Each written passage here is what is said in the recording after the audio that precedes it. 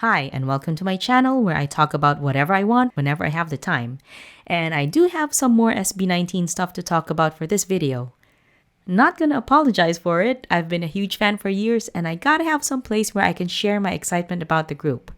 So if you end up enjoying this one or any of my other videos, please like and subscribe. So on March 23, SB19 held a press con for their album Wakas at Simula, which is coming out on March 27. The press con was broadcast exclusively over Weverse, during which they unveiled the full track list, played some snippets of their new songs, and talked about their journey. Aside from making new music, SB19 also re-recorded their previous work, showing that they've gained full control over their work and legacy at last and have broken away from the past. 18 were quick to observe that the press con is a full circle moment for SB19. It didn't escape people's attention that the press con was held at Luxent Hotel in Quezon City, which was where SB19 had their first ever press con way back in August 2019, and that their seating arrangement for that press con and the latest one was the same.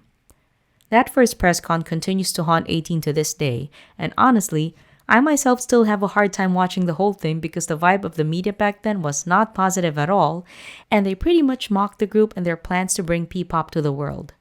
But I suppose that press con was a baptism of fire for the group, and it taught them how to handle doubters, and it made them more determined to succeed. They worked hard, they earned their name, built their own company from the ground up, and paved the way for others, and they did it all even without the backing of a major company. And all that work has paid off, with SB19 now being considered a pioneer and a musical juggernaut.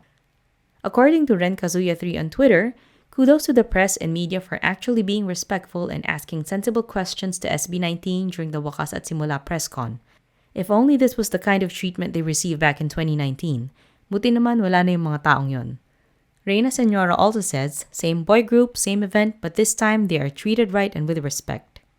Here are just some of the other things people on Twitter have said about the press con and how far the group has come in 7 years. Lai says, 7 years ago, SB19 were just dreamers, questioned, judged, and called names. The world didn't believe in them, but they believed in themselves. They stood their ground, they fought, they endured. Now they're living the dream they refused to give up. For 18, for OPM, and for the Philippines. George tweeted, "You've come so far from defending P-pop before to becoming the leading group to represent what P-pop is on the international stage. From only dreaming of collaborations with artists to being the one sought after by both local and international artists for collaborations. Ang daming nagbago, but today you've proved you're the same mahalima we've grown to love. Nakaka-proud kayo." Twitter user Into Seismic says, 2019 versus 2026. From being questioned to becoming the answer. SB19, you changed the game. You changed the story of an entire genre and inspired a whole generation along the way. You made this all possible for P-pop. You paved the way. People are also posting SB19's earliest performances, and it really makes a fan proud to see how much the group has grown and how they've made an impact on OPM. And they just keep reaching one milestone after another. They're performing at Summer Sonic in Japan this August, becoming the first Filipino act to do so. So that's all I have for this video. If you're 18 watching this, I hope you liked it, and I'd love to hear your thoughts about the press con and the album. And if you're not 18, thank you for watching until the end anyway, and I hope my videos lately are making you curious about SB19. I have other videos lined up, so I will see you in the next one very soon.